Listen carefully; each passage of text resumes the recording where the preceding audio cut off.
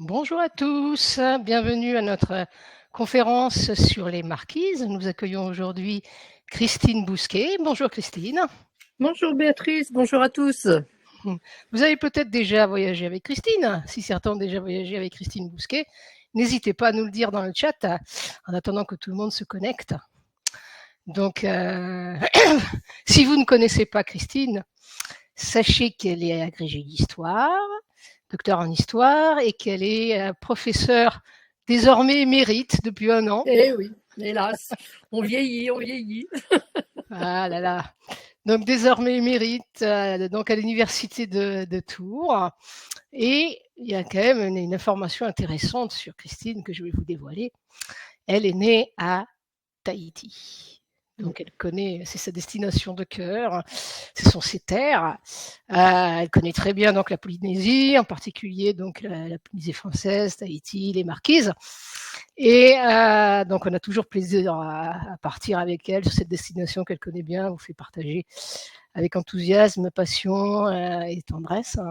C'est cette destination chère à son cœur, n'est-ce pas Christine? Absolument. Je suis toujours très heureuse de repartir en Polynésie. Donc j'espère que vous en aurez envie vous aussi. Je crois que la dernière fois que tu es arrivée donc à Tahiti, à l'hôtel, tu as dit que tu étais né là. Ah non, Donc j'ai ils ont même pas été eu tous besoin. surpris que tu sois parti. Oui. Non, non, j'ai pas eu besoin de leur dire parce que je leur ai tendu mon passeport. Et elle m'a regardée, elle m'a dit: comment tu es née ici et tu vis dans les terres gelées? Voilà ce qui s'est passé. Ça m'avait fait rire. Ah ouais, j'imagine. Ah là là, pourquoi tu es parti? Pourquoi tu es parti? Donc, nous aurons 3 départs, 3 croisières aux îles Marquises. Donc le départ que tu accompagnes, Christine, du 17 octobre au 3 novembre. Nous aurons ensuite un autre départ avec Arnaud Edouin, du 28 novembre au 15 novembre. Et un autre départ encore avec Laurent Abri du 14 au 31 décembre. Alors, c'est une croisière qui a beaucoup de succès, pour ça qu'il y a tant de départs. Donc la première est déjà plus ou moins bien remplie, hein, mais continuez, vous pouvez, si vous voulez partir avec Christine, il reste quelques cabines. Puis sinon, vous pouvez partir avec Arnaud, vous pouvez partir avec Laurent. Donc vous avez le choix des dates. Donc, le prix à partir de 10 390 € par personne. Le bateau, Laranui, c'est pas 54 étoiles, hein. Il y en a juste 4, mais c'est Laranui 5. Pourquoi? Parce que Laranui 5, c'est le dernier né de la flotte, il y en a eu 4 avant. Et donc en 2016, donc, est apparu Laranui 5, un très beau bateau, très confortable. Toutes les cabines sont extérieures. Les cabines standards sont pourvues d'un hublot et les cabines de luxe et suite ont des balcons. Donc voilà, vous avez quelques photos du pont, quelques photos des cabines, hein, très belles cabines. Et alors la caractéristique de Laranui, c'est que c'est à la fois un bateau de croisière et un navire de ravitaillement. C'est-à-dire que il n'y en a pas toutes les semaines, hein, mais donc le bateau arrive et il ravitaille les îles au fil des escales. Donc c'est la fête quand le bateau arrive. Tout le monde est là pour accueillir le bateau, n'est-ce pas, Christine, toi qui as vécu ça?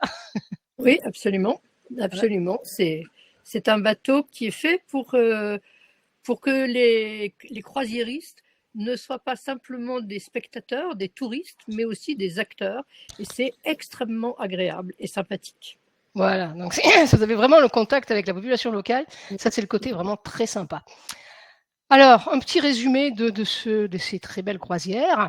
Bon, il y a un vol Paris-Papeete avec la compagnie Air Tahiti Nuit. Le premier départ, donc c'est le départ du 17 octobre, il y en aura 2 autres. Celui du 17, c'est avec Christine. Donc à partir de 10 390 € par personne. Donc c'est un voyage en pension complète, sauf le déjeuner du 2e jour et le dîner de 16e jour. Après, donc sur le bateau, c'est pension complète. Et donc voilà, donc rythme 3/5 parce qu'on marche un petit peu, Christine, au cours des escales? Oui, mais en fait, généralement, pas énormément. Il y a souvent, d'abord, il y a beaucoup de voitures, il y a des bus qu'il faut prendre parce que ce sont des treks, c'est c'est amusant. On est assis comme si on avait tous 20 ans, c'est merveilleux. C'est Et génial. non, non, c'est très sympa. Donc, si on n'a pas envie de marcher beaucoup, il y a la Ranouille a plein de solutions. OK, génial. Alors avant de laisser la parole à Christine, je vous rappelle nos prochaines activités culturelles. Donc ça, c'est les prochaines visites culturelles. On a une visite de la conférence une visite pardon de l'exposition au musée de Cluny, au musée du Moyen Âge par Thierry Soulard sur les arts en France sous Charles VII. C'est le mardi 14 mai à 14h15. Vous avez aussi une visite de l'exposition Mexicas des dons et des duos Templo Mayor au musée du Quai Branly avec Blandine Gauthier le jeudi 6 juin à 15h.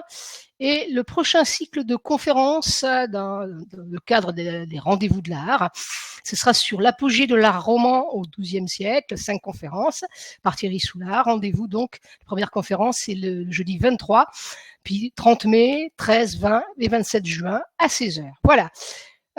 Pour vous inscrire à ces activités culturelles, que ce soit les visites ou les cycles de conférences, n'hésitez pas à aller sur notre site et vous cliquez sur l'onglet visites et conférences culturelles pour vous inscrire. Pendant ce temps, je te mets ton PowerPoint, Christine, et voilà, et je te laisse la parole. Bonne conférence. Merci beaucoup, Béatrice. Alors, d'abord, rebonjour à tous. Je suis ravie de vous retrouver pour vous entraîner à ma suite, j'espère, vers les marquises. Alors, vous ne le voyez peut-être pas, mais j'ai mis ma fleur de tiare. Il fait presque beau en Touraine, ce qui est exceptionnel. Donc, c'est vraiment le moment de partir pour les marquises. Alors, je commencerai par une réflexion que j'aime beaucoup de Dumont d'Urville, donc cet homme qui a été envoyé dans l'océan Pacifique pour chercher ce qui était devenu l'expédition de la Pérouse, donc au XIXe siècle, en 1834. J'ai vu peu de terres qui offrissent des points de vue aussi variés et aussi ravissants. Donc, c'est ce que je voudrais vous montrer aujourd'hui. Alors, ici, c'est le sillage de la Ranouille que vous voyez ici, et c'est le bateau qui quitte Farakawa, donc au Tuamotu, pour aller vers les Marquises. Alors, le point de départ de ce voyage, eh bien, c'est Tahiti. Alors, j'avais pris cette photo au petit matin, au lever du soleil, et vous voyez Moorea dans le fond, l'île de Moorea. Donc, c'est aussi inscrit au programme de la croisière Marquise, puisque les 2 derniers jours sont à Moorea, dans ce havre de bonheur et de quiétude totale. Donc voilà, le lagon au premier plan, les pirogues, une pirogue, un bateau qui est là et qui rappelle que nous sommes sur une île. Alors, nous sommes au cœur du Pacifique, voilà la carte générale du Pacifique. On peut mettre des cartes très différentes, on peut quelquefois mettre des projections où on voit à peine les bandes côtières sur le côté. Cet océan qui est vraiment l'océan le plus grand du monde, grosso modo, c'est la moitié du globe terrestre. Et les Marquises, donc ma pointe a un petit peu bougé, donc il faudrait un tout petit peu la remonter, mais enfin, on n'est pas à 2 millimètres près, c'est pas grave. Donc les Marquises, voilà où elles sont situées. Alors, je vous montre cette carte qui montre l'ensemble de la Polynésie française. Donc, vous le voyez, ce sont des bandes latérales. La première, celle qui est la plus connue, c'est bien entendu celle où il y a Tahiti. Donc, vous voyez les îles de la Société, les îles du Vent, les îles sous le vent. Donc, la Polynésie, c'est d'abord ces îles-là.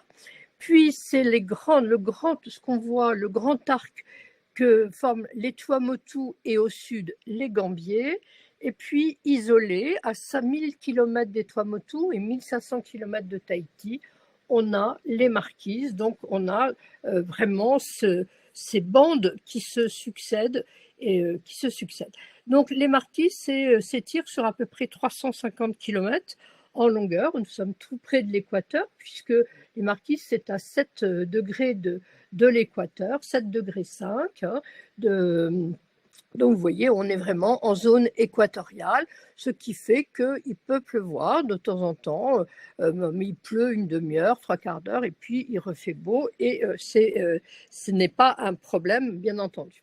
Alors voilà la carte plus précise des marquises. Vous voyez le nom de Whenua Enata, ce qui veut dire la terre des hommes.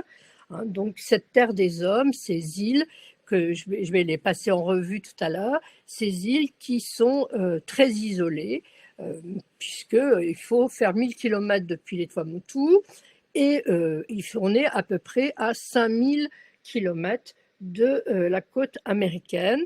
Donc, ce qui vous explique c'est l'isolement réel, mais pas total de ces marquises. Alors, un petit élément, alors j'avais mis, normalement ça devait bouger, sur mon PowerPoint ça bougeait, mais visiblement là ça ne bouge pas. Donc, on est dans des îles qui sont des îles montagneuses. Vous le voyez sur la gauche avec les piliers d'Oahu, des îles montagneuses qui culminent à peu près à 1000 mètres d'altitude.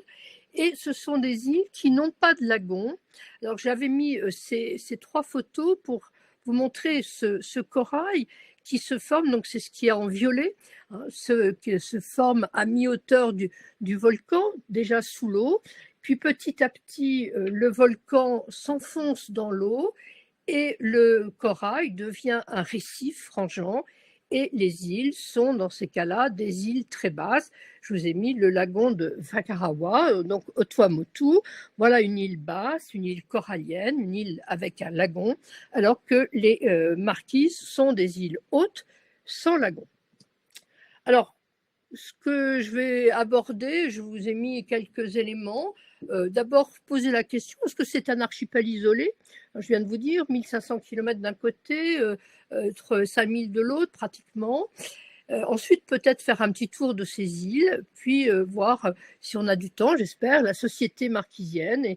Et enfin, ce patrimoine tout à fait extraordinaire des marquises, puisqu'on a plus de 700 sites, je vous le dis tout de suite, 700 sites qui ont été recensés, fouillés. Tout n'a pas été fouillé encore, mais on s'attend, quand on va dans les îles polynésiennes, à avoir des îles sans un énorme patrimoine. Ici, on a un très, très grand patrimoine. Alors, la carte de la Polynésie, d'abord, je vous la remets sur la carte européenne, parce que c'est toujours assez intéressant de regarder la taille que ça a, parce que 1500 km, bon, c'est la distance à peu près de l'île Marseille, un peu plus que l'île Marseille, mais ça ne nous dit pas grand-chose en fait. Lorsque vous regardez cette carte, vous voyez qu'entre Tahiti, qui est vraiment, je ne peux pas mettre la flèche, mais mettre ma souris, mais Tahiti est en jaune un peu important au-dessus du U de Île du Vent, et les Marquises, on voit qu'on passe finalement du centre de la France à la Suède et quasiment aux pays baltes. Donc vous avez une idée de la taille de ces îles. Et donc les Tuamotu et les Gambiers, avec au sud des Gambiers, si vous regardez bien, vous avez une île qui est là aussi un peu en jaune, c'est Mururoa, c'était l'île des essais nucléaires dans le Pacifique. Et vous voyez que cette île est assez isolée des autres, et c'est là où qu'avaient lieu les essais qui ont quand même assez considérablement changé notre perception de la Polynésie. Alors, les Marquises, c'est donc, je viens de vous le dire, un endroit qui est isolé, mais qui, malgré tout, n'a pas été toujours isolé, et même encore maintenant, grâce à l'avion, grâce au bateau, n'est pas totalement hors circuit, loin de là. La première chose qu'on peut se poser comme question, c'est comment les habitants des Marquises sont-ils arrivés, d'où ils viennent. Donc le peuplement des îles, des Marquises, s'est fait comme dans tout l'océan Pacifique, par l'avancée successive de populations qui viennent d'Asie, qui viennent de Taïwan, et qui ont avancé progressivement avec des stops souvent quelquefois très longs, plusieurs siècles, parce qu'il a fallu s'adapter aux nouvelles conditions, de passer d'un écosystème où il y avait beaucoup de mammifères à un écosystème où il n'y avait qu'un seul mammifère, c'est la roussette, la chauve-souris. Donc c'est pareil pour les végétaux. Donc il a fallu un certain temps, avec des stops très importants, notamment au Tonga. Tonga, vous avez une flèche au-dessus des Tonga. Il y a un rond, j'ai entouré d'un rond. Donc vous avez les Tonga qui ont vu un coup important les gens se sont arrêtés pendant un bon moment. Alors, ce qu'on sait sur ces îles du Pacifique, sur ces îles des Marquises, ce sont des îles qui ont été découvertes à peu près, on pense, vers 850 de notre ère. Les premiers Marquisiens arrivent, donc les Polynésiens arrivent vers 850. Et on sait qu'ils ont atteint toute cette région de la Polynésie, qu'on appellera la Polynésie française maintenant. Ils l'ont atteint, on le voit parce qu'il y a la culture du taro, donc le taro qui arrive, qui n'est pas une plante endémique de la Polynésie. Et puis on a également des rats qui, pardon, les rats qui sont des commensaux des hommes. Et donc on sait que lorsqu'on a des rats, eh bien on a des hommes. Et lorsqu'on a des hommes, on a des rats. Ça marche dans les deux sens, bien entendu. Donc, les Marquises sont atteintes vers 850. Tahiti verra sa population, les gens s'installer vers à peu près 1000 de notre ère.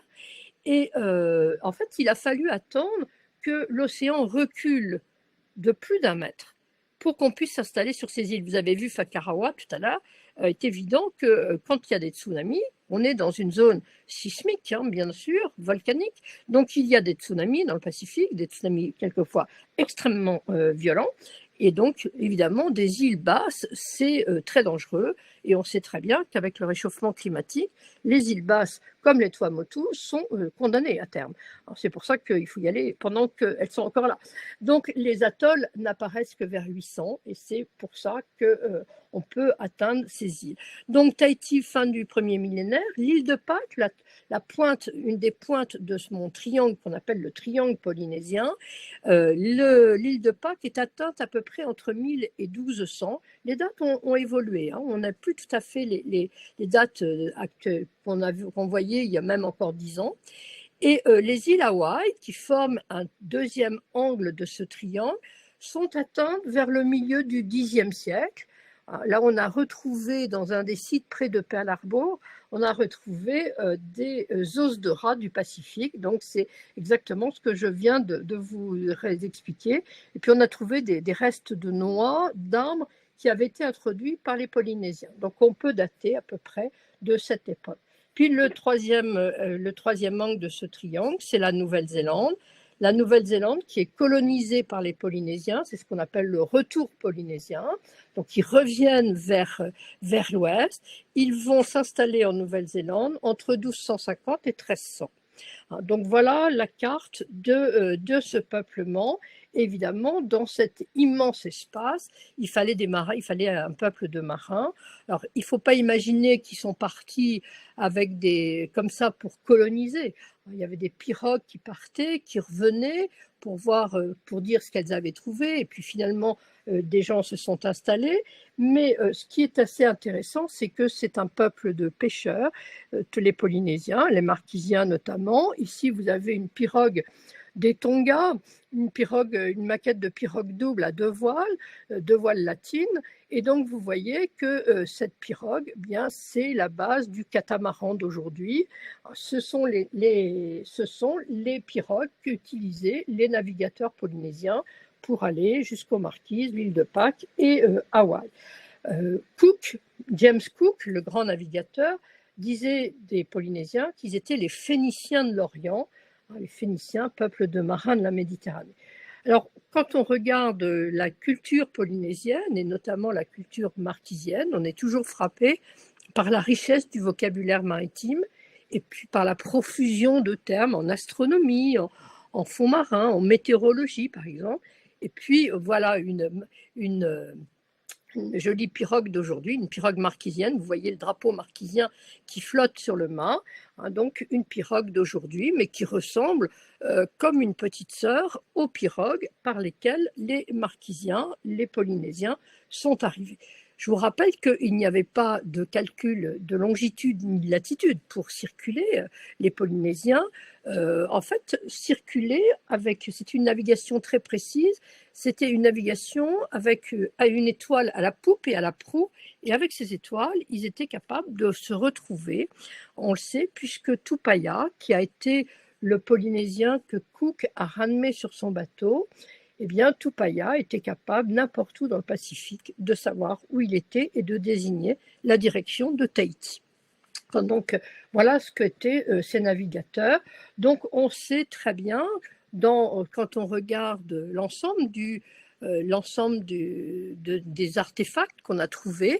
Vous avez ici un décor de proue de pirogue. C'est un tiki qui est représenté. Donc, je vais revenir tout à l'heure sur les tikis.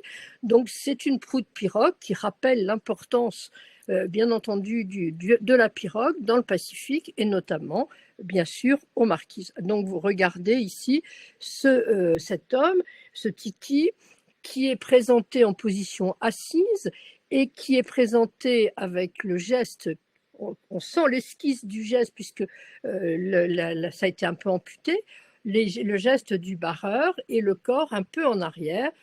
On voit très bien un homme en train de tenir la barre sur un bateau.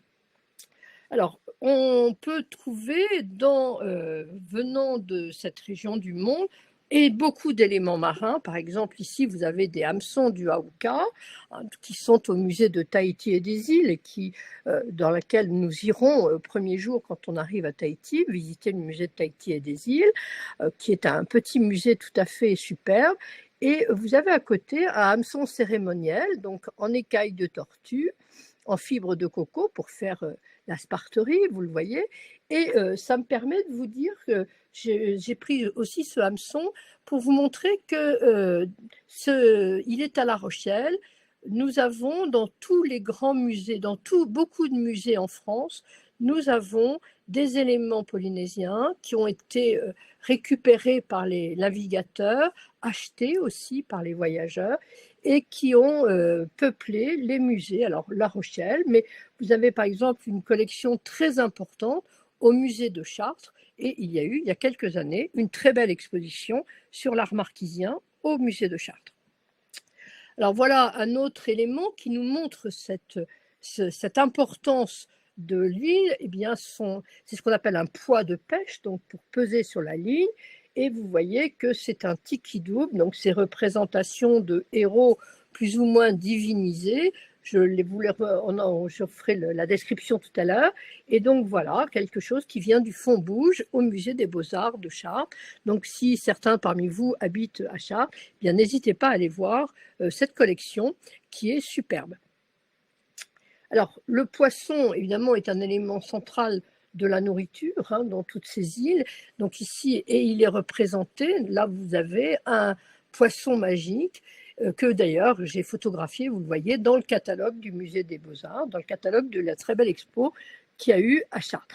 Donc ce poisson qui est gravé dans la pierre, qui rappelle l'importance de l'art de la pierre, de la sculpture aux Marquises.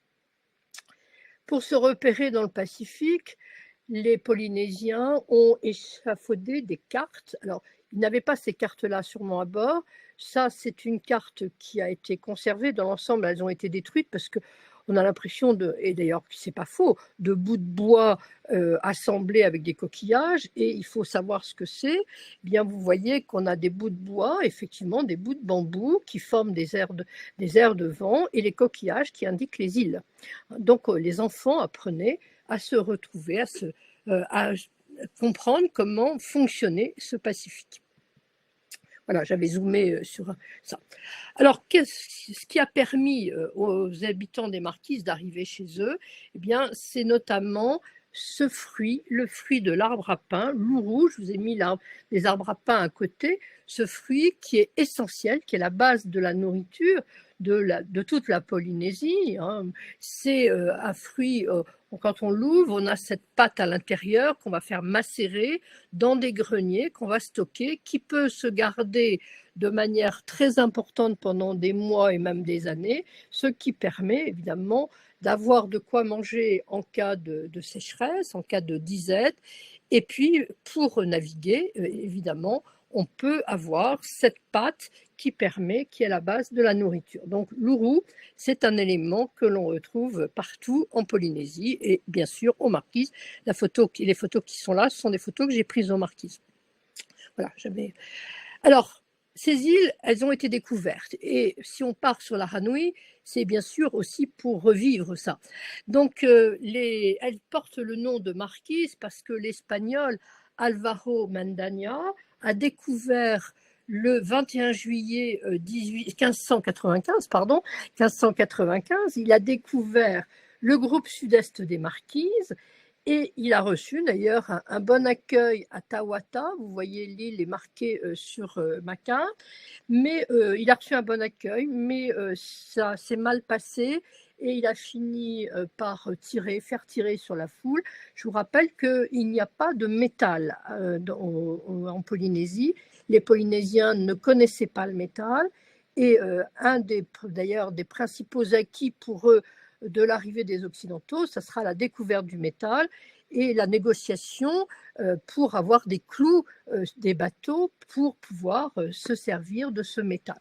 Alors à Tawata, ça se passe mal, il y a 200 morts marquisiens et pendant presque 2 siècles, eh bien, il n'y aura pas d'autres visiteurs étrangers, de visiteurs aux Marquises, puisque les Espagnols, vous le voyez sur cette carte, je m'en sers également pour vous montrer quelque chose qui est la route finalement qu'on vont suivre les bateaux espagnols pendant 2 siècles, qui font un grand tour. Vous voyez, ils partent d'Acapulco au Mexique, ils passent au sud, ils peuvent porter par les vents, ils arrivent jusqu'à Manille. Là, ils font le plein de tout ce que l'Asie peut leur offrir.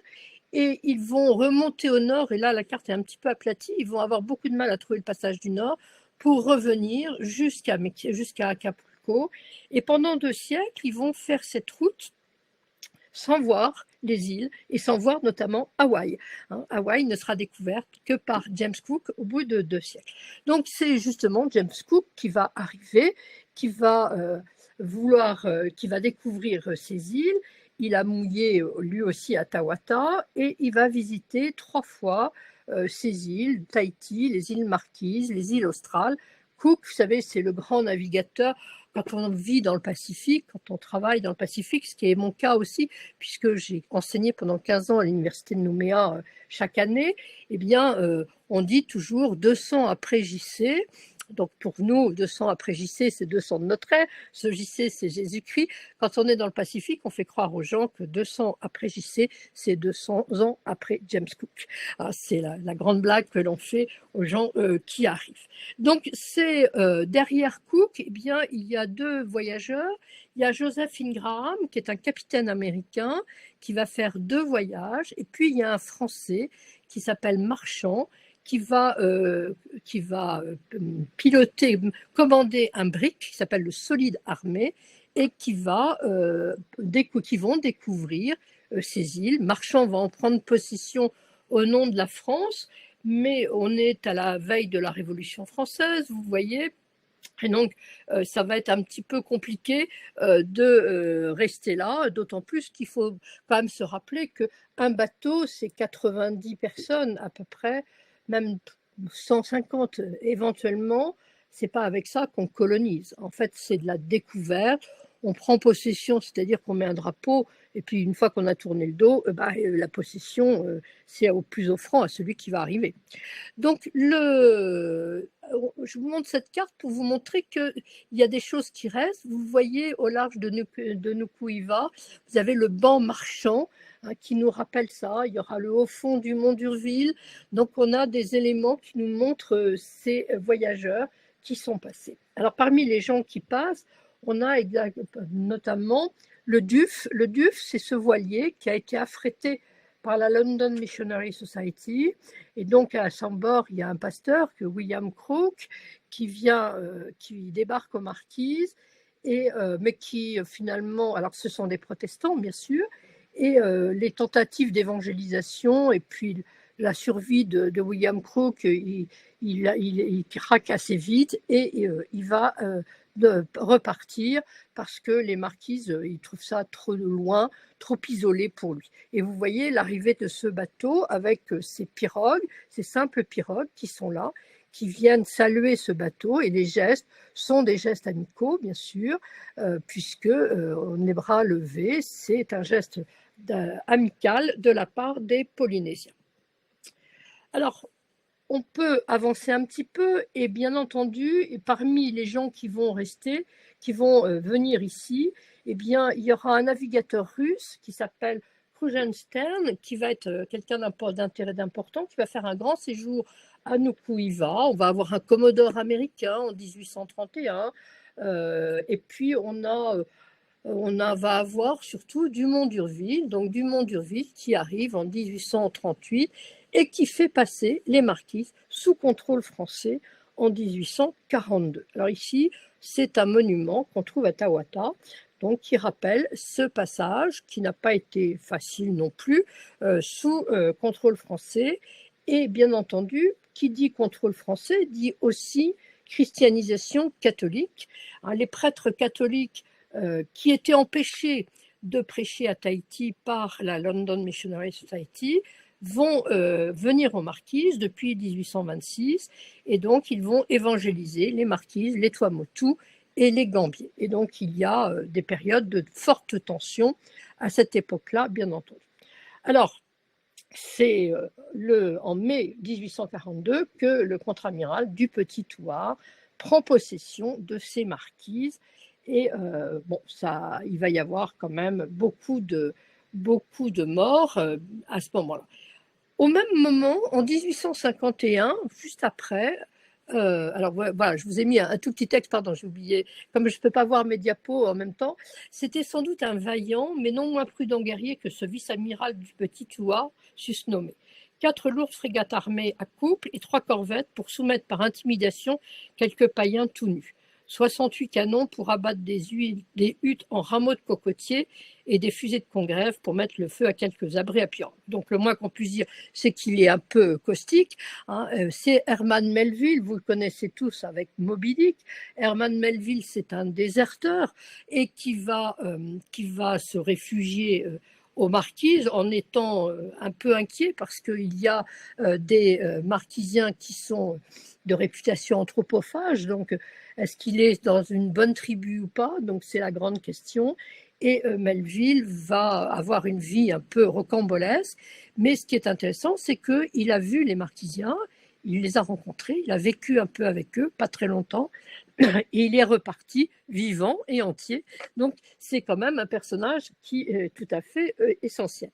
Alors voilà un autre élément qu'on connaît moins bien souvent, c'est que les Marquises, comme beaucoup d'îles, ont été un bagne qui, en fait, ça a été désigné en 1851 comme un point de déportation des insurgés de Lyon, donc un bagne.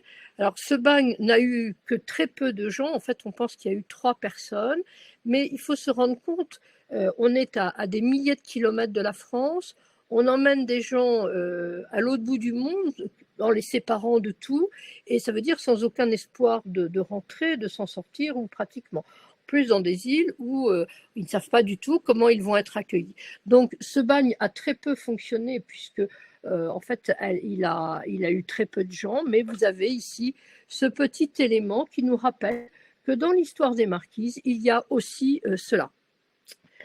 Alors le grand drame des Marquises, mais de manière générale de toute la Polynésie, mais ça a été particulièrement vrai aux Marquises, c'est le problème du contact avec les Européens.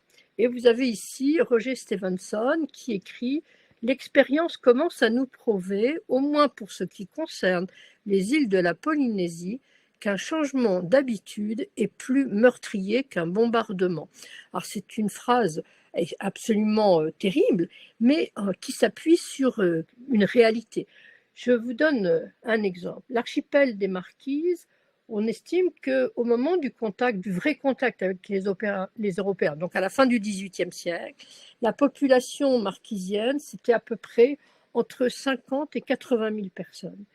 Et à partir du XIXe siècle, les épidémies notamment, les grandes épidémies, la peste, la syphilis, donc des maladies sexuellement transmissibles, la variole, toutes ces maladies, plus des famines, plus des guerres, puisque des guerres, on a retrouvé dans les ossements, on sait très bien qu'il y a eu des guerres entre les différentes tribus qui peuplent les Marquises, tout simplement parce que certaines vont prendre parti pour les Européens et d'autres non. Donc ça va alimenter des guerres civiles.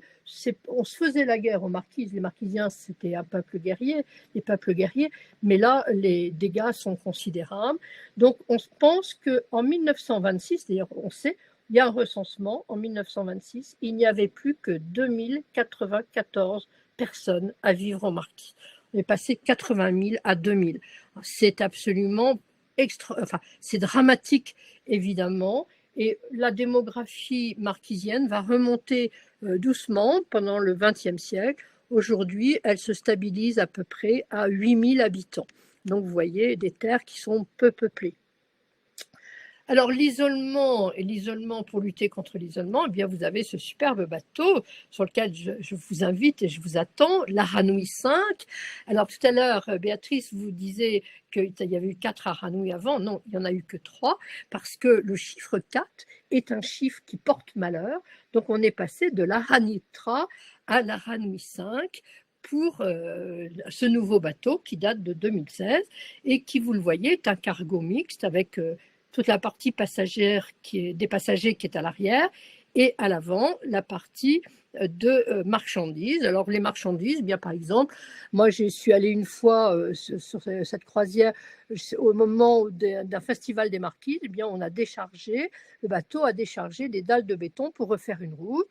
Il y a des voitures, de la nourriture qu'on apporte, de l'eau, les couches du petit dernier, enfin tout ce qu'il faut pour vivre arrive avec la Ranouille. Ce qui fait, ce que je vous disais tout à l'heure, que les passagers participent de manière extrêmement agréable à toute cette affaire. Et vous voyez au premier plan la baleinière qui permet d'aller dans les ports, parce que quelquefois la Ranouille est contrainte de rester en mer, n'a pas la place sur les ports, il n'y a pas ce qu'il faut comme place pour qu'ils puissent rentrer, il n'y a pas notamment le tirant d'eau, donc on débarque en baleinière. Alors pour ceux que ça inquiéterait, parce que si on peut se dire, oh là là, comment on fait pour descendre, il y a une échelle de descente qui est inclinée, qui n'est pas du tout difficile à prendre, et en bas, vous avez 2 solides marquisiens qui vous aident à passer sur la baleinière.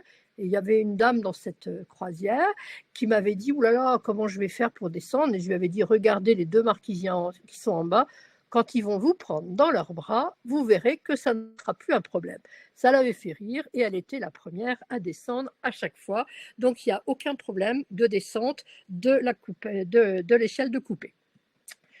Et voilà, là-bas, une des baleinières qui arrive sur la plage et qui, vous le voyez, est accueillie avec ses colliers de fleurs qui rappellent, bien sûr, qui sont les gestes d'accueil dans ces marquises. La Ranouille, c'est la vie des marquises, hein. Évidemment, les passagers, mais aussi toutes les marchandises, c'est la vie qui arrive toutes les 3 semaines, c'est tout à fait essentiel. Alors, je vous rappelle que parmi les gens qui sont allés aux Marquises et qui ont vécu aux Marquises, vous avez bien sûr Jacques Brel. Alors j'avais mis la chanson mais on ne peut pas l'écouter là, alors je ne peux pas aller sur Internet, je ne peux pas vous la faire écouter, mais vous pouvez facilement la trouver. Jacques Brel, qui a vécu la fin de sa vie aux Marquises, qui a trouvé l'isolement dont il avait besoin, l'accueil, mais qui a su aussi être quelqu'un d'extrêmement chaleureux, puisqu'il pilotait un petit avion. Et d'ailleurs, quand on va aux Marquises, on visite ce musée où on voit le petit avion de Jacques Brel. Et lorsqu'il fallait amener quelqu'un se faire soigner, par exemple des jeunes femmes qui attendaient des bébés, eh bien Jacques Brel les emmenait dans son petit avion pour Tahiti, 1500 km. Donc il s'est vraiment très bien acclimaté et il a été très aimé aux Marquises. Alors cette terre des hommes, vous le voyez, est divisée. Là, quand on voit cet ensemble, c'est des îles, certaines sont peuplées, d'autres ne le sont pas. Les Marquises sont divisées en 2 groupes. Au nord, les îles septentrionales, autour de la plus importante, Nuku'iva. Et vous voyez, je vous ai mis Wapu et Wauka et les petites îles de Atawata, de Mutuan et d'Eiao, qui ne sont pas peuplées. Les îles méridionales autour d'Ivaoa, donc Tawata, Mootani et Fatuiwa. Mootani, c'est pareil, c'est une île qu'on ne visite pas. On passe au large, on la voit. Je vais vous montrer une photo. Alors, on fait un petit tour. Je vous invite à faire un petit tour sans vouloir tout vous dévoiler, parce que sinon, vous ne viendrez pas, ce qui serait dommage. Mais quand même, quelques vues pour vous donner envie. Donc, Nuku'iva. Nuku'iva, c'est l'île la plus importante des Marquises. Et vous voyez ici cette superbe baie que l'on voit très bien, qui permet de débarquer facilement et de visiter donc l'île de Nuku'iva, notamment d'aller voir la cathédrale de Nuku'iva, qui est particulièrement important. Alors cette île, il y a un personnage qui la connaissait bien. Voilà, je vous ai mis une autre vue. On est au pied du fort Collet. Alors, je vous montre une gravure, un dessin de Max Radiguet, qui était le secrétaire de l'amiral du Petit Thouars, Max Radiguet, qui a fait quelques dessins très importants, puisque ça nous permet de voir finalement ce qu'ont vu les hommes du temps du Petit Thouars. Et donc, ce fort est construit sur un promontoire, donc sur l'île de Nuku'iva, et il porte le nom du premier, du premier gouverneur de l'île de Nuku'iva. Il y avait d'abord eu une enceinte fortifiée qui était liée aux Anglais, et puis le fort Collet, donc qui commandait l'embuscade, qui était un bateau qui est arrivé avec du Petit Thouars et qui a été donc le premier gouverneur de la nouvelle colonie. Voilà quelques images de Nuku'iva, donc de cette vallée de l'Akaui, qui est très forte, les paysages sont absolument saisissants. On fait toute cette île, une partie de cette île en véhicule 4x4, et c'est particulièrement beau à regarder. La deuxième île qui est très impressionnante, c'est l'île d'Uapu. Donc, je vous ai mis la flèche pour vous montrer où elle est située. L'île d'Uapu, avec ses piliers de basalte qui sont, quand j'ai pris la photo, vous voyez dans les nuages, ce sont 12 pitons de basalte. Le plus haut est à peu près à 1100 mètres, à peu près.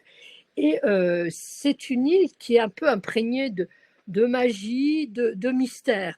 Et c'est une île qui avait été visitée par le médecin de marine, qui était Victor Segalen, qui a fait cette vue de Wapu au crayon. C'est une aquarelle, donc qu'il a faite dans son journal des îles.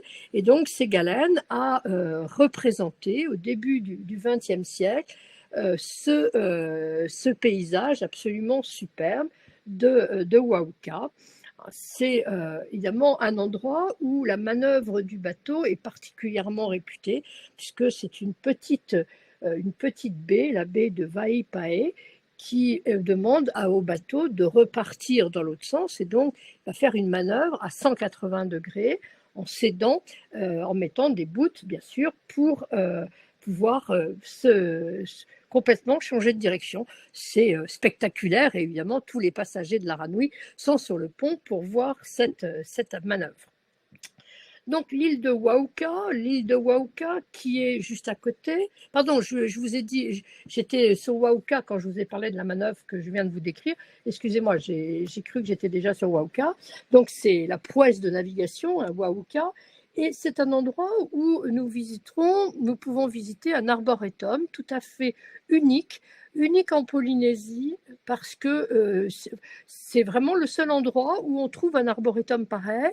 Et il est très important pour l'avenir des Marquises, puisque ça va permettre petit à petit d'envisager le reboisement par une flore qui avait plus ou moins disparu ou qui était récessive. La petite île tout à fait au nord d'Eiao, ici, avec ce qu'on appelle ces pierres fleuries, qu'on retrouve en petits bijoux un peu partout dans les marquises. Et vous voyez toujours ces falaises abruptes et ces baies dans lesquelles on peut débarquer par baleinière. Mais je pense qu'on n'ira pas, on ne débarque pas, toujours pas à Eaio. Ivaoa, on passe dans les îles méridionales, pardon. Ivaoa, donc vous voyez ici, j'avais pris cette photo pour vous montrer à quel point on est dans une zone où la mer et la terre sont imbriquées. On a l'impression qu'on n'a pas la place. En fait, c'est aussi un effet de photo à mon insu, mais c'est assez spectaculaire. Et la petite île qui est derrière, c'est Tawata. Alors, pardon, j'ai été un peu vite parce que je vois l'heure qui passe, et donc je vais me faire gronder si je suis trop longue. Donc, l'île d'Ivaoa, elle est connue pour deux génies différents qui ont vécu là.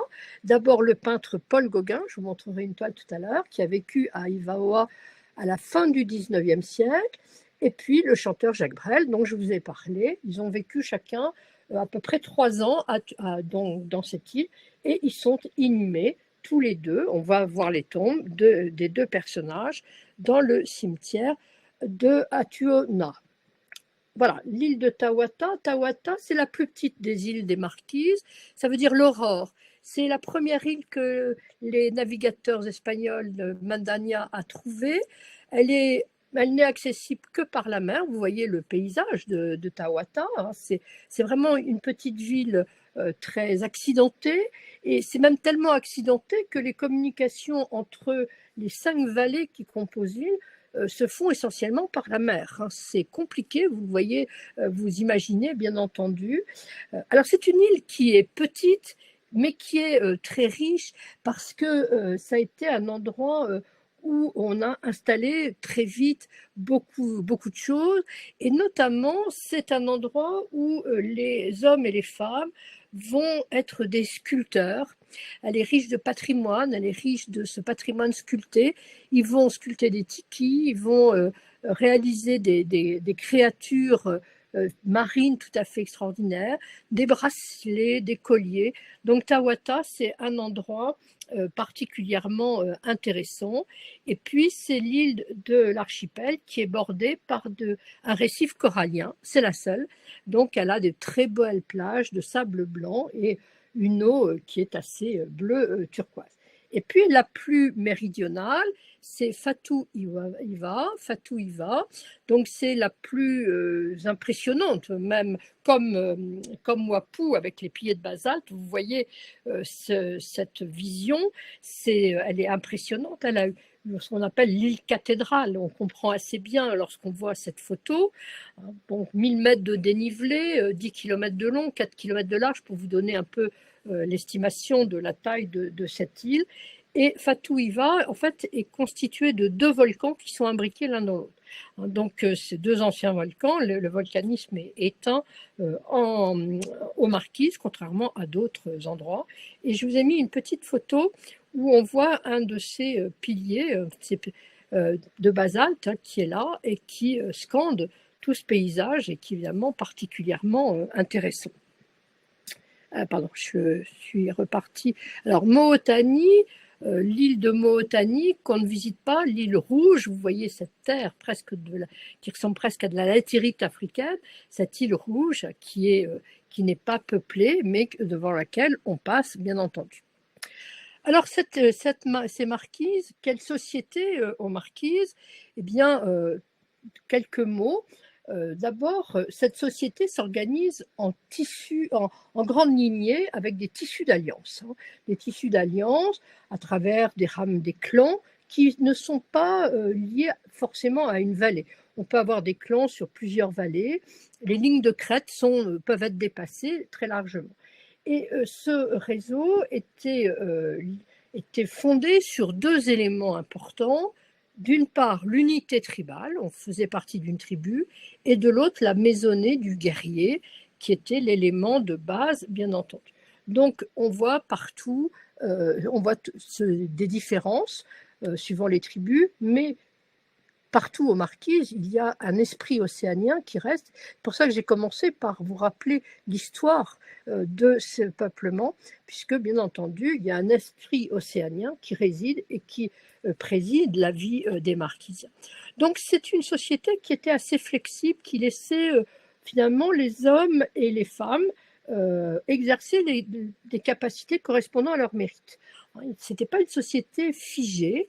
Vous aviez bien sûr des lignées de chefs, des lignées de prêtres, des artisans spécialisés qui jouaient des rôles déterminants, et la population devait apporter sa collaboration à tout ça.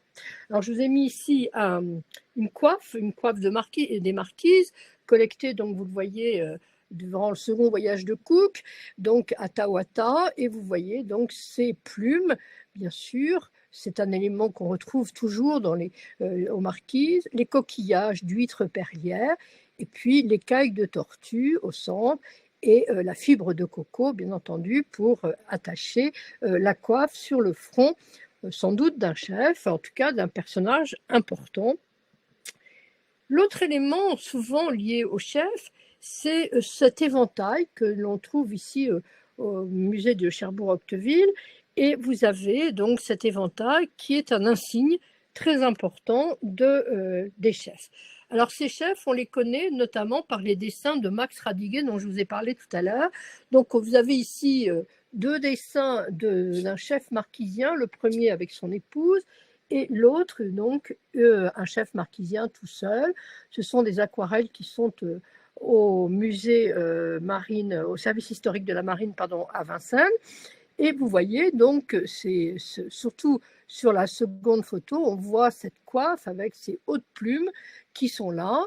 L'éventail qui est tenu par ce chef marquisien, et puis il tient également un bâton de commandement. Ce bâton de commandement, j'ai zoomé, alors non pas sur celui-là, mais sur un bâton, une pièce qu'on a gardée, et vous voyez la sparterie en fibre de coco, et l'élément qui est en haut, la boule, c'est une boule de cheveux et de poils de barbe. La barbe d'un chef, c'est évidemment quelque chose de très précieux, et donc on fait cet élément et qu'on donne donc au chef, au futur chef. Alors il y a deux autres éléments intéressants que l'on voit sur les dessins de Radiguet. C'est d'abord la cape rouge. Le rouge, c'est l'élément du pouvoir, donc on va le retrouver sur le drapeau marquisien. Le rouge, c'est un élément de pouvoir, et autour du cou, alors là vous êtes un petit peu obligé de me croire sur parole, il a des coquillages jaunes qui tranchent sur ce rouge, et jaune, c'est une couleur un peu du sacré qui met le chef à part, qui est tapou dans le monde marquisien, le monde polynésien.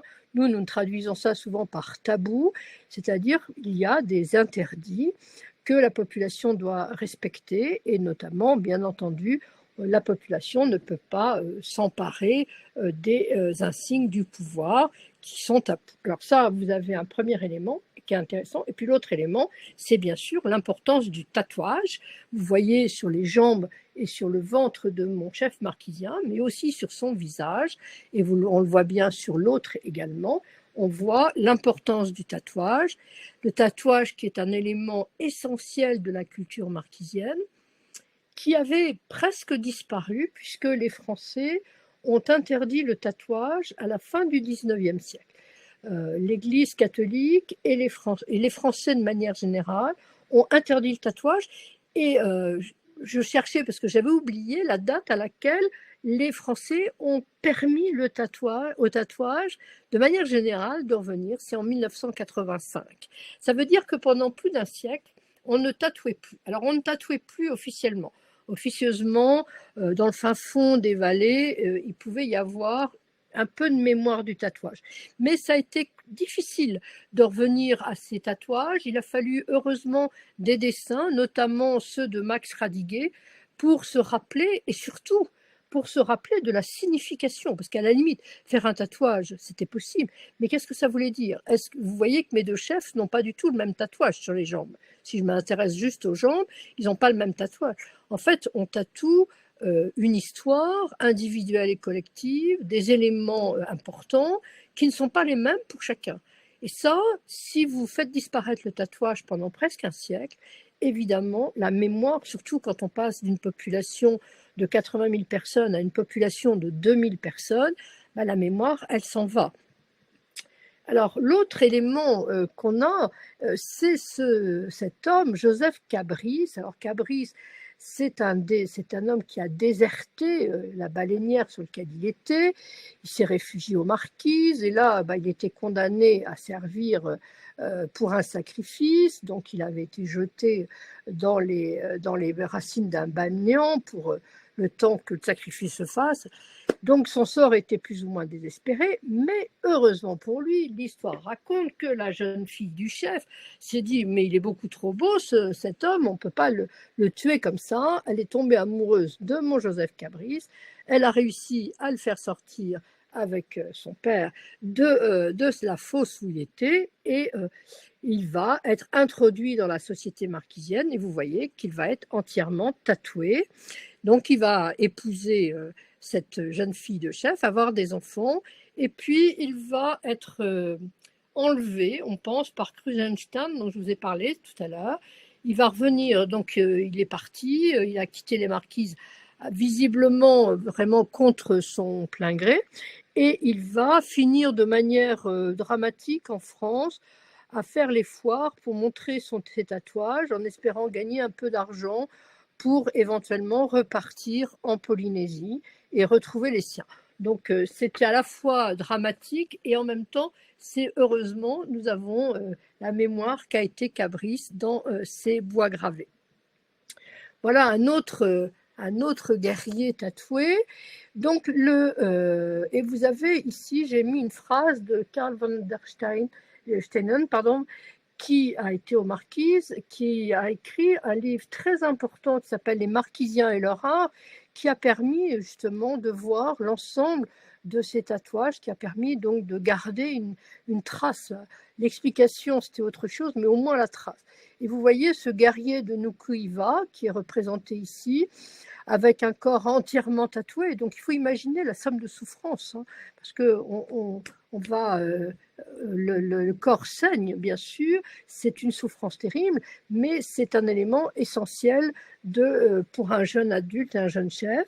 Et vous voyez que sur l'épaule, il porte ce qu'on appelle un casse-tête, cette énorme massue avec une représentation de tête de tiki au bout, et qui est un des signes, bien sûr, du pouvoir, de la guerre. C'est un guerrier qui est ici. Et vous voyez, autour de ses reins, autour de son sexe, il a un tapa en guise de pagne, donc un tissu qui est fait à base d'écorce d'armes. Le tapa, c'est un des éléments aujourd'hui très touristiques des Marquises, mais qui pendant longtemps a servi de manière tout à fait quotidienne à cette population. Donc voilà ce grand marquisien avec une coiffe assez bizarre. On n'en a pas retrouvé d'autres traces. Donc, est-ce que c'est une erreur? Est-ce que c'est une coiffe qui existait vraiment? C'est assez étonnant de voir cette coiffe sur la tête de mon bonhomme. Donc, les guerriers, eh bien les guerriers, vous avez ici trois éléments qui caractérisent le guerrier. Le casse-tête, donc ici il est à Boulogne, c'est un casse-tête qui est en bois de fer. Prendre un coup avec ça, évidemment, vous n'en ressortez pas vivant, hein, bien entendu. Vous avez à côté une conque de guerre. Alors la conque, c'est un coquillage, et c'est toujours très impressionnant de l'entendre, cette conque. Vous l'entendrez si vous venez aux Marquises, vous l'entendrez, et évidemment, on comprend que lorsque on partait faire la guerre, il y avait deux types de guerre. Il y avait des batailles rangées, mais il y avait aussi des embuscades, et notamment pour récupérer des hommes pour les sacrifices humains. Donc, quand on entendait cette conque sonner, il valait mieux ne pas être à découvert, hein, c'est le moins qu'on puisse dire. Et puis, vous avez en dessous un très joli bol à kawa qui vient du musée du Quai Branly, qui donc vient de l'île de Nukuiva, qui date du début du 19e et qui représente donc ce bol en bois, bien sûr, qui permet de boire cette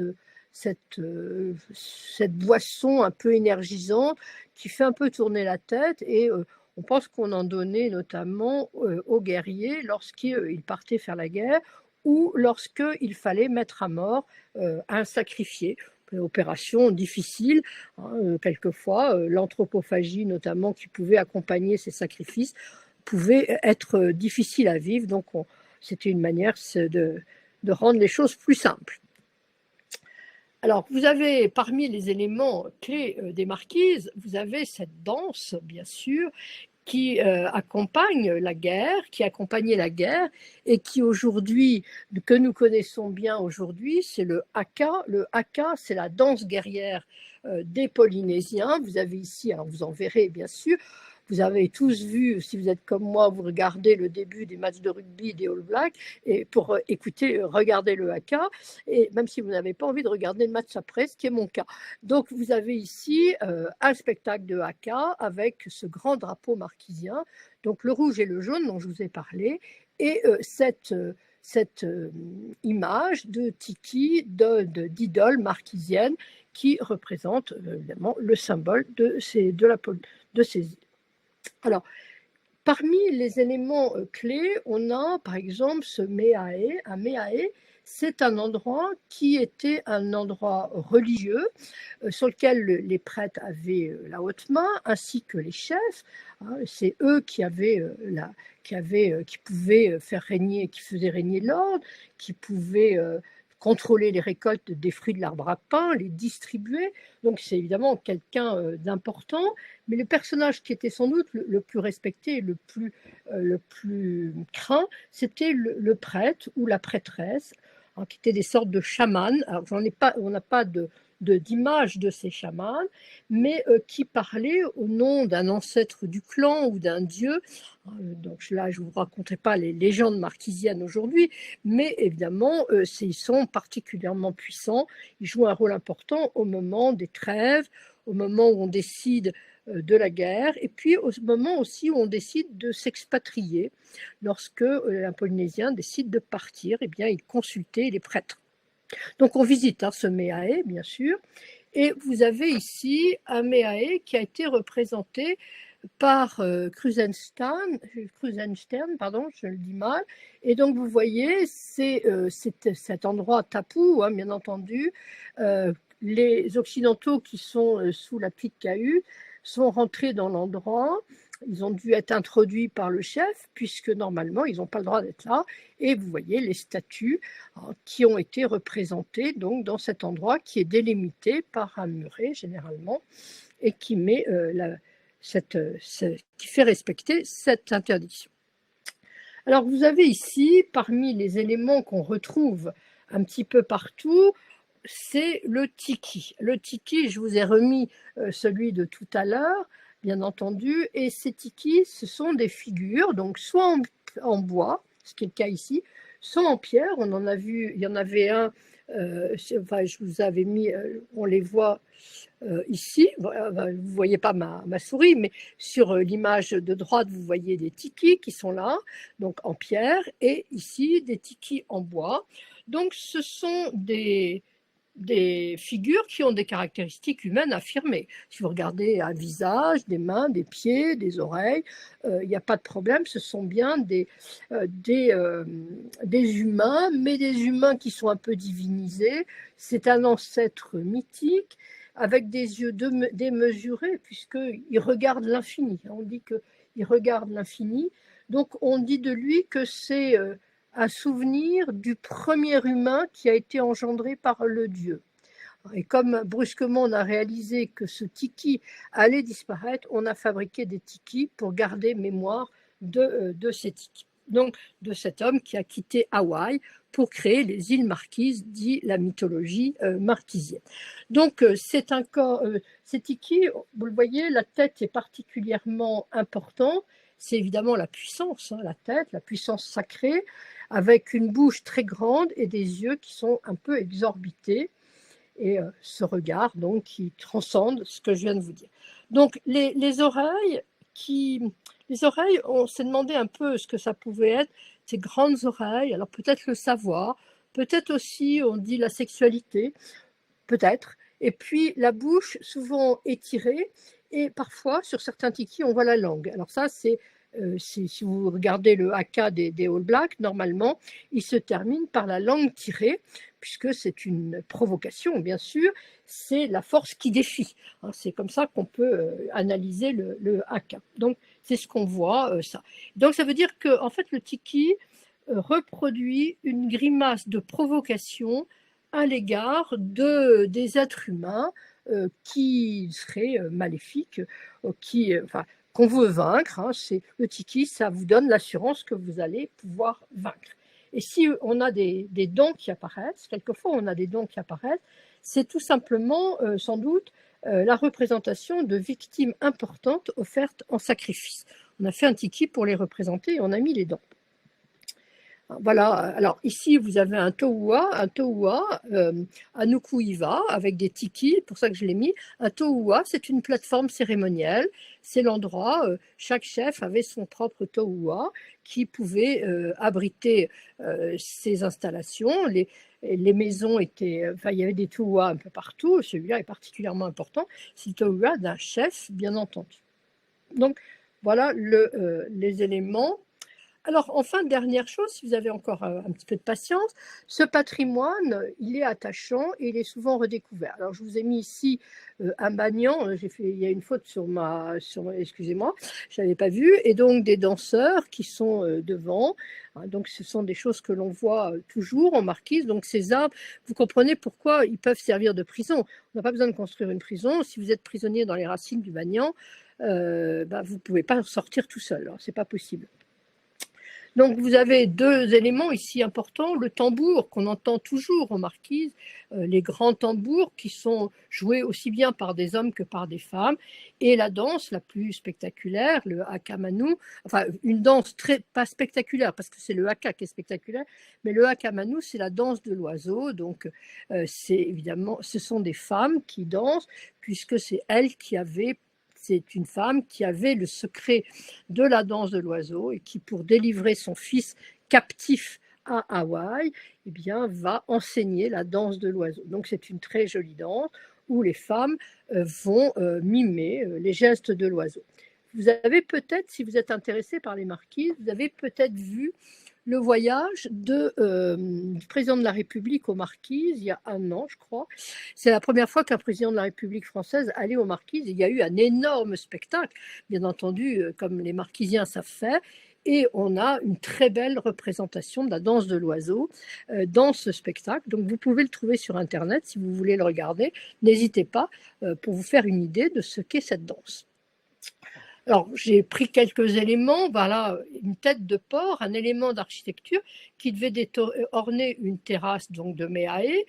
C'est donc un porc, parce que le porc, c'est l'animal par excellence des Polynésiens.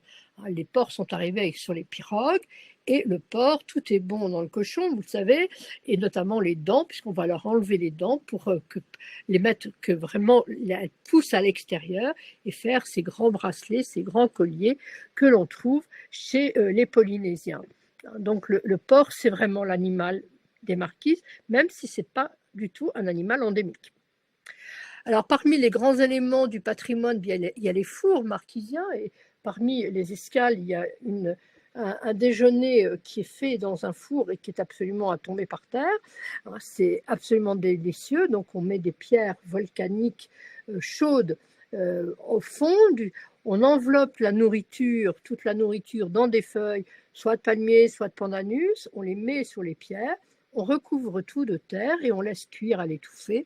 Et la cérémonie, bien sûr, d'ouverture du four fait partie des grands éléments que nous connaissons et que nous voyons lorsqu'on vient avec la Hanouï. Alors, parmi les éléments de patrimoine, vous avez ici des pétroglyphes. On a des pétroglyphes partout. Je vous ai dit que la sculpture, aussi bien sur bois que sur pierre, est importante. Si vous regardez, il faut peut-être se mettre un petit peu en recul. Vous voyez une langouste qui rappelle l'importance, évidemment, de ce patrimoine marin, et puis une figure de tiki qui est gravée sur la pierre. Le tapa, voilà un exemple de tapa, hein, donc qui évidemment reprend des motifs également du tatouage. Donc c'est fait à partir des écorces de mûrier souvent, des écorces de pandanus. Donc on va pouvoir faire ces tissus qui étaient des tissus très communs aux marquises, qu'on utilisait beaucoup et qui maintenant sont des tissus essentiellement touristiques, mais qui sont très beaux. Moi, j'en ai plusieurs chez moi. Bon, je les ai mis sous cadre et ça tient très bien. Ce sont des beaux tissus. Donc voilà, c'est quelque chose d'important. D'ailleurs, à ce propos, pour ceux qui viendront aux marquises, je vous conseille toujours de laisser de la place dans vos valises parce qu'on rapporte toujours beaucoup de choses. Voilà, un petit musée familial, mémoire des marquises. Donc, on a un certain nombre d'éléments ici, des tapas notamment, et puis des lances, hein, des flèches ici, qui forment l'armement de base des marquisiens traditionnels. Alors évidemment, je voulais quand même vous parler de Gauguin. Gauguin qui est venu aux marquises, qui était d'abord passé par Tahiti et puis qui a trouvé que Tahiti c'était pas tout à fait ce qu'il voulait et donc qui est venu s'installer aux marquises, qui n'a pas laissé d'ailleurs une impression toujours très positive, hein. C'était quelqu'un qui collectionnait un peu les femmes marquisiennes, la Maison du Jouir, hein, c'est la vous la verrez, c'est une reconstitution. Là, je ne l'ai pas mise parce que je savais que j'étais déjà trop longue. Donc, j'ai juste choisi ce tableau. Quand te marieras-tu, te maries-tu, pardon. Donc, c'est un tableau qui a été acheté par l'émir du Qatar et qui a été confié donc au musée du Louvre en ville à Bâle, dans le cadre d'un prêt à très long terme. Donc voilà, c'est un tableau qui a beaucoup circulé. Et vous voyez ces deux femmes qui sont là et qui représentent une femme, celle qui est devant, qui est à genoux, qui fait un geste bouddhiste de la main, donc plutôt une certaine forme d'éducation. Et puis la femme qui est à l'arrière, qui tient un pétale de fleurs dans la main. Alors je ne suis pas sûre que vous le voyez bien, mais elle a la main redressée et il y a une petite tache blanche au-dessus. Je ne suis pas sûre que vous le voyez bien, il faudrait avoir une reproduction plus grande. Donc ça, c'est le geste de l'amour, un pétale de fleurs, c'est une femme qui cherche un mari. Et vous voyez, elles sont habillées de manière très différente. La première, elle est habillée avec un paréo, donc un paréo rouge, orange vif. C'est une tenue classique polynésienne. Elle a une fleur de tiare dans les cheveux. Et de l'autre, elle est en train de réfléchir pour comment faire pour se marier. Et l'autre, elle est en robe mission, ces fameuses robes qui montent très haut sur le col, qui descendent sur les manches, que les missionnaires ont imposé le port des robes mission aux Tahitiennes, aux Polynésiennes, un peu partout en Polynésie, lorsqu'ils sont arrivés, parce qu'ils étaient horrifiés par ces femmes et ces hommes qui étaient pratiquement nus, bien entendu. Alors, parmi les grands éléments qu'on voit aux marquises, et ça, je finis avec ça, c'est l'Église catholique qui est extrêmement importante et qui va sauver les marquises.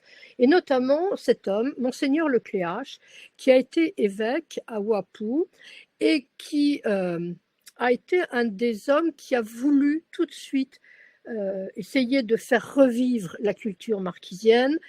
Et d'ailleurs, il le dit quand les Tahitiens sont venus lui dire « mais il faut nous sauver », il leur a dit « ah, depuis le temps que j'attendais que les Marquisiens se réveillent », et il les a aidés. Et donc, ce texte me paraît intéressant, que la mission soit présente et active dans l'effort de création de la culture marquisienne nouvelle. Effectivement, il fallait tout refaire. L'Église se doit de maintenir l'usage de la langue marquisienne, d'éveiller la jeunesse à la connaissance et à l'estime de son histoire passée. La liturgie s'efforcera d'être bilingue, marquisien et français. La catéchèse exige la publication de la Bible en marquisien, à tout le moins le Nouveau Testament. L'initiation à la foi et l'enseignement du catéchisme se fera en marquisien jusqu'à l'âge de 10 ans. Pas question que les petits-enfants ne comprennent rien de ce qu'on leur raconte. La sculpture est une richesse artisanale de l'archipel, la plus typique de la Polynésie. Il faut faire appel à cet art dans la décoration et l'adaptation de nos églises et nos chapelles. Et vous voyez cette chaire absolument extraordinaire avec ce grand filet de pêche qui rappelle, bien entendu, que nous sommes sur une île et l'importance de la mer. Alors, parmi les grands éléments, eh bien, vous avez ici l'ambon de la cathédrale de Nukuiva, avec les 4 évangélistes qui sont représentés, donc l'aigle de Saint Jean, l'ange de Matthieu, le lion de Saint Marc et le taureau de Saint Luc, mais qui, quand on les regarde, quand on est dans la cathédrale, on s'aperçoit qu'ils ont des traits très marquisiens. Hein. Et là, ce que disait Monseigneur Lequéage sur la nécessité de l'acculturation est très fort. Et je vous ai mis à côté la Vierge des Marquises à Tawata, donc on est à l'extérieur de l'église, et vous voyez cette grande statue de la Vierge qui fait 4 mètres de haut à peu près, et qui tient l'enfant sur ses bras. D'habitude, nous avons l'habitude de représenter l'enfant porté sur un bras. Là, il est porté devant la Vierge en offrande, et dans les mains, il tient un fruit de l'arbre à pain, un nourou. Donc là, vraiment, vous avez une acculturation extraordinaire et donc un patrimoine sculpté qui est essentiel. Alors là, j'avais pris une partie du chemin de croix. J'ai pas retrouvé d'autres images, mais c'est pas grave, ça vous donnera envie, j'espère, de venir le voir. Donc ce Christ au mont des Oliviers, dans la Bible, eh bien ici, ça devient un Christ au mont des Zourous, et c'est un marquisien qui est à genoux. Et on voit très bien les zourous qui sont en train de pendre de cet arbre, et que je vous ai mis un vrai arbre à pain, et la sculpture marquisienne. Et ce sont des sculpteurs marquisiens. Hein. Tout ça, ce sont que des sculpteurs marquisiens qui ont fait tout ça. Les marquises, c'est évidemment une nature époustouflante. Les piliers de Wapou, les fleurs qui sont omniprésentes. Et comme nous allons y aller, enfin ceux qui viennent avec moi, nous allons y aller au mois d'octobre, il y aura beaucoup de fleurs. La Hanouï est la fin du ravitaillement. Donc je vous ai mis ici cette baleinière de tout à l'heure qui était remplie de gens. Et bien vous avez aussi des baleinières qui sont pleines de marchandises, et on voit tout ça se faire, et c'est tout à fait intéressant. Et puis cette petite pirogue, donc la Hanouï au fond, alors là c'était la Hanouï 3, c'est une photo de la Hanouï 3, mais j'ai trouvé qu'elle était intéressante de voir la Hanouï, le bateau d'aujourd'hui, et puis cette pirogue qui est une pirogue très ancienne, la pirogue polynésienne. Des rencontres toujours joyeuses, hein, bien sûr, les danseurs, les gens qui nous accueillent au débarcadère, et puis les enfants des écoles. Notamment, j'ai le souvenir d'une danse du cochon, qui est une des grandes danses de Polynésie, des Marquises, qui avait été faite par des petits-enfants. C'était un petit peu des petits cochons, hein. Ce n'était pas encore des cochons qui faisaient très peur, mais c'était très mignon. Et aussi bien les maîtres de l'école que les passagers de la Hanouï, tout le monde riait, et c'était très sympathique à regarder. Alors, la conclusion, c'est on vous emmène, j'espère. J'espère qu'on vous emmène et que je vous ai donné envie de venir avec nous. Alors, je vous mets un tout petit peu de bibliographie. Donc, vous avez d'abord cette jolie fleur de tiari. Alors, moi, j'en ai une qui est artificielle dans les cheveux, mais quand l'hiver est trop long en France, je la mets pour me rappeler d'où je viens. Et je vous ai mis quelques livres, et notamment, je vous ai mis essentiellement des catalogues d'exposition, parce que c'est ceux-là qui sont le plus intéressant pour nous, puisque une partie de l'iconographie, les objets, j'en ai pris beaucoup dans ces catalogues. Alors, je finis sur l'importance du marché de l'art marquisien. Maintenant, il y a un salon tahitien de l'art, il y a des galeries européennes qui s'intéressent à l'art marquisien, et l'autre moment où on est en contact de l'art marquisien, eh bien, c'est justement dans les escales de la Hanouï, où les étals de marchands sont scrutés par tous les passagers, et on voit se développer un marché d'objets d'art qui sont chers, et puis de petits objets du quotidien qui sont des artefacts intéressants malgré tout, et qui permet aux touristes de rentrer un petit peu, s'ils ont les clés, c'est ce que j'ai essayé de vous donner, les clés de cet art des marquises. Donc pour les marquisiens, c'est un choix. Est-ce qu'on garde l'art original et on ne fait pas de petites séries, ou est-ce qu'on fait des séries, parce que ça permet aussi à l'art marquisien d'être diffusé. Voilà, j'espère que je vous ai donné envie de venir. Et si vous avez des questions, n'hésitez pas. J'ai encore du temps, bien sûr, sauf si vous êtes pressé, parce que je suis en retard. Merci beaucoup, Christine. C'était vraiment passionnant. Ça donne envie de partir avec toi. Bon, en c'était octobre. le but. En tout cas, c'était très C'était riche et très intéressant, très passionnant. Je bon, vous bah, laisse, écoutez, je vous laisse si vous avez des questions, sinon on se quittera avec un petit film justement de Lara Nui pour achever de vous donner envie de partir avec quelques images il y de a Lara quelqu'un qui est en Nui. train de taper, là, je vois. Non. Voilà. Bon, bah, écoute, tant mieux. Si, je suis contente si ça vous a donné envie. Convienne ou convienne pas, je trouve que c'est quand même un archipel très intéressant à connaître et qui est un peu isolé. On connaît Tahiti. Et moi, je suis toujours frappée quand je dis que je pars aux Marquises. Beaucoup de gens qui sont allés en Polynésie, qui ont vécu à Tahiti, et notamment tous ceux qui travaillaient à Tahiti, à Mururoa, et qui ne sont pas allés aux Marquises et qui regrettent, parce qu'évidemment, c'est plus compliqué d'y aller depuis Paris, c'est plus long, mais qui regrettent de ne pas y être allé. Donc voilà, moi j'ai eu la chance de vivre là-bas, de connaître, et c'est pour ça que je pense que ça vaut vraiment le coup. Alors je vous mets le petit film, Oui, on va se quitter là-dessus. Si vous avez des questions, n'hésitez pas pendant le film à les poser, mais sinon à très oui, moi bientôt. je reste branchée, donc il n'y a pas de problème. D'accord, allez, un petit film d'abord. Noho ana I te henua I oto I te pō ke evo. Ka uana te kuhane o te ta e tua ma uka I te tai nui. E iai na po o mua.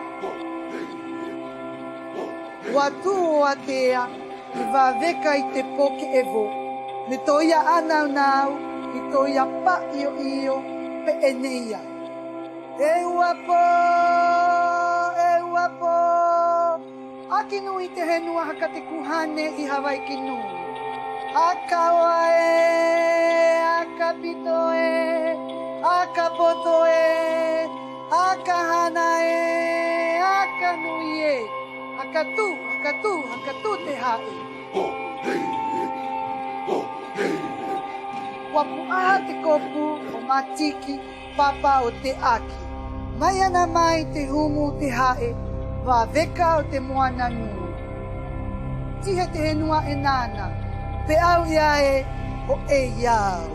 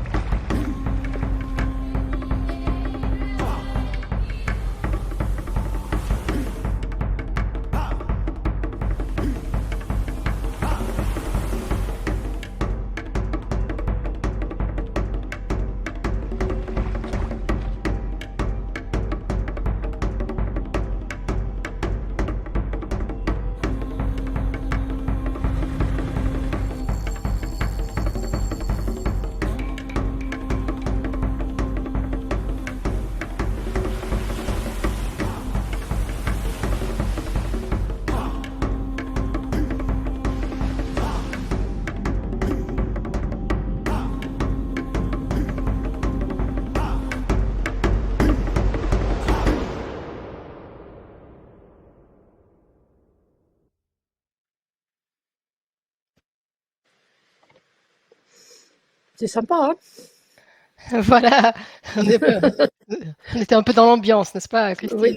tout à fait, oui, oui. D'ailleurs, je dirais, quand on le regarde, bon, je ne pouvais pas mettre de film, donc c'est bien qu'il soit, j'aurais voulu le mettre.